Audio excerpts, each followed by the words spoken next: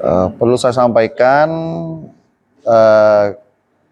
telah terjadi rencana tawuran yang dilakukan oleh siswa SMP 3 Kayu Tanam Anduring.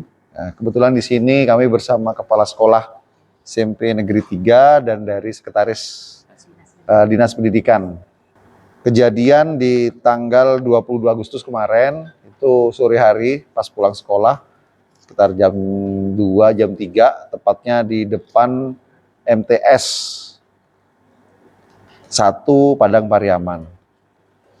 Untuk kronologisnya, bahwasanya ada salah satu siswa dari SMP, ini atas inisial AR, ini mengajak teman-temannya sejumlah 6 orang untuk ikut mendampingi sekaligus mengajak mendatangi calon lawan. Tepatnya calon lawan itu di salah satu SMP di MTS tadi. Mengapa mereka mau mendatangi dan mengajak temannya? Karena pada saat sebelum kejadian di TKP itu melintas atau berpapasan salah satu siswa di MTS ini melihat lirik-lirikan, halnya sepele, masalah lirik-lirikan, sehingga mereka tersinggung dan mengajak temannya dan membawa senjata tajam ini, celurit dan pedang ini untuk mengejar ke MTS. Namun alhamdulillah atas informasi masyarakat dan anggota di Polsek Sicincin itu berhasil menggagalkan aksi tawuran dan mengamankan 6 siswa yang diduga akan melakukan penyerangan. Untuk barang bukti yang diamankan ini ada celurit dan samurai.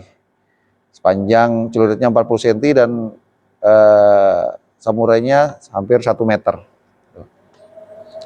Dan sampai saat ini kita sudah melakukan, tadi malam kita melakukan interogasi kepada 7 siswa ini dan menetapkan 1 tersangka dan 6 lainnya menjadi saksi. Jadi barang bukti ini adalah milik 1 orang, milik 1 orang yang kami tetapkan sebagai tersangka, berasal dari menabung dan membelinya via online. Jadi ini pesanan melalui online, dan mereka sengaja simpan untuk jaga-jaga. Berdasarkan penyelidikan komandan, ada nggak dari ke-6 orang ini ada grup-grupnya atau gimana? Ini berdiri sendiri dan tidak terkoneksi dengan grup-grup geng yang di luar sana. Mengingat itu tersangka masih anak-anak ya, apakah ini akan proses lanjutan atau hanya sekedar pembinaan? Seperti yang saya sampaikan tadi, bahwa dari 7 siswa ini saya sudah menetapkan 1 tersangka. Berarti proses lanjut. Apa yang kita kenakan pasal? Kenakan pasal di sini Undang-Undang Darurat, pasal 2 ayat 1 tahun 51 nomor 12 tentang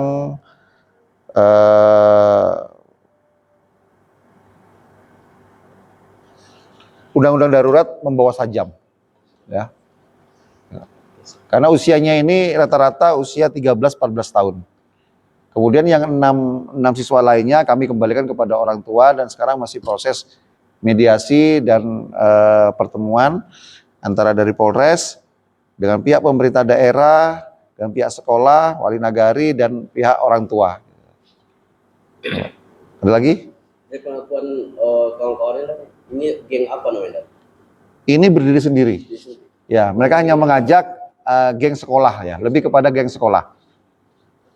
Ini perlu kita atensi sekali karena apa? Ini masih dalam lingkungan sekolah ya.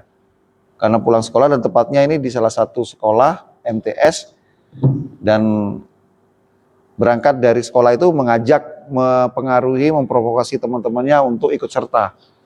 Ya, untuk serta yang mereka tidak tahu bahayanya apa, ancamannya apa, dan mereka asal ikut aja. Jadi perhatian kita semuanya dari pemerintah daerah, dari pihak sekolah, pihak keluarga, pihak lingkungan, pihak camat, semua wali nagari, kita sama-sama mengawasi lah tentang perilaku dan kenakalan remaja yang ada di sekitar kita. Dan ini kan dia grup.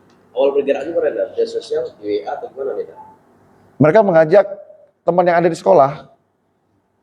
Jadi karena mereka itu sudah memiliki senjata, mereka tinggal ngajak massa. Ngajak teman yang ada itu diajak. Pada saat diamankan itu masih ada pakai baju sekolah, masih pakai seragam, pakai training olahraga, macam-macam itu pakaiannya. Karena mereka masih baru pulang sekolah langsung diajak. Sudah ada targetnya, Pak? Target ada. Targetnya ada karena mereka mengejar. Apabila tidak kita selesaikan, tidak kita cegah, terjadilah tawuran itu. Ya. Berarti masih ada geng-geng lainnya? Masih ada geng-geng yang lain, dan mungkin kami dari pihak sekolah, nanti dari pihak dinas bisa bantu menyampaikan. Kami tadi sudah berkoordinasi dan melakukan diskusi tentang regulasi apa yang nantinya akan kita terapkan kepada siswa-siswi yang ada di wilayah Padang Pariaman. Anak ini di dalam sel atau di luar? Untuk sekarang masih di dalam ruangan penyidikan, ruang penyidik ya. Dan untuk kedepannya kita profesional, kita ngikutin aturan yang ada melalui prosedur penanganan anak, perlindungan anak, sekaligus bagaimana peradilan anak ini nantinya bisa berjalan dengan baik. Himbauannya kepada seluruh masyarakat, khususnya pihak orang tua, untuk bagaimana mengetahui perilaku anak berangkat sekolah, pulang sekolah, mereka harus tahu jam-jamnya, temannya, lingkungannya. Begitu juga dengan pihak sekolah juga harus tahu batasan-batasan dalam tas itu apa yang harus diperiksa, yang harus boleh dibawa, termasuk kepada pemerintah daerah, bagaimana regulasi ini nantinya bisa diterapkan sehingga ada keterikatan ancaman. Ada regulasi yang mengatur bahwasanya siswa yang membawa senjata tajam seperti ini apa dendanya? Apakah nanti ada terkait kebijakan kelulusan, nilai akademis ataupun mentalnya seperti apa, ataupun ada sampai ke arah ke DO, drop out. Itu yang harus kita sepakati dan kita perhatikan bersama. Dan dari promosi lapangan, dan ini anaknya ada geng yang terintegrasi di grup Instagram. Apakah sejauh ini sudah ada melacaknya, Dan? Kami dari pihak dari tim Busar dalam hal ini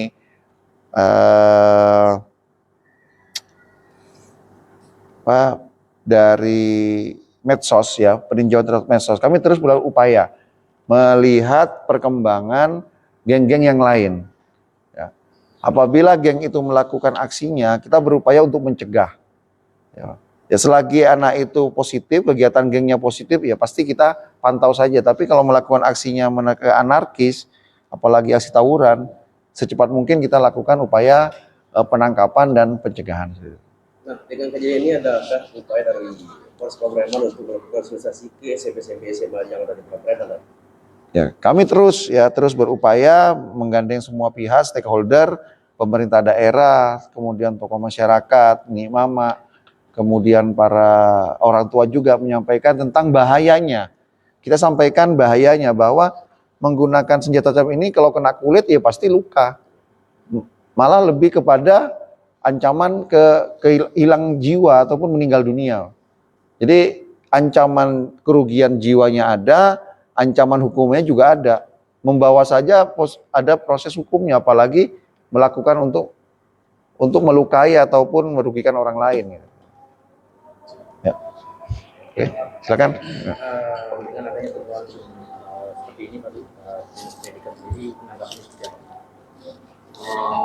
Ya, berkaitan dengan informasi pertama yang kita disampaikan oleh Pak kemarin itu kita sudah melakukan apa namanya, sebenarnya jauh sebelum ini kita melalui Bupati kemudian edaran dari Dinas Pendidikan, kita selalu perintahkan kepada kepala sekolah untuk memantau seluruh aktivitas anak-anak di sekolah, mulai daripada saat dia masuk ke sekolah sampai kegiatan pulang sekolah. Karena tanggung jawab sekolah itu beserta guru dan tenaga pendidikan itu adalah memantau semua siswa-siswa baik di lingkungan sekolah maupun sampai dia pulang. Kemudian ada edaran-edaran berkaitan dengan itu.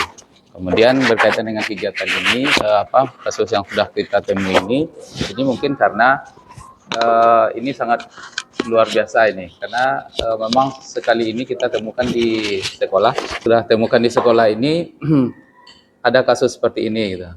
Karena kebetulan tadi yang sudah disampaikan oleh Pak Kapolres ini setelah pulang sekolah, jadi mungkin dari tenaga pendidikan tidak terpantau lagi anak ini sudah keluar dari jalur lingkungan sekolah. Tapi karena alhamdulillah Bapak-bapak dari Kapolsek dapat menemukan anak-anak kita di sini.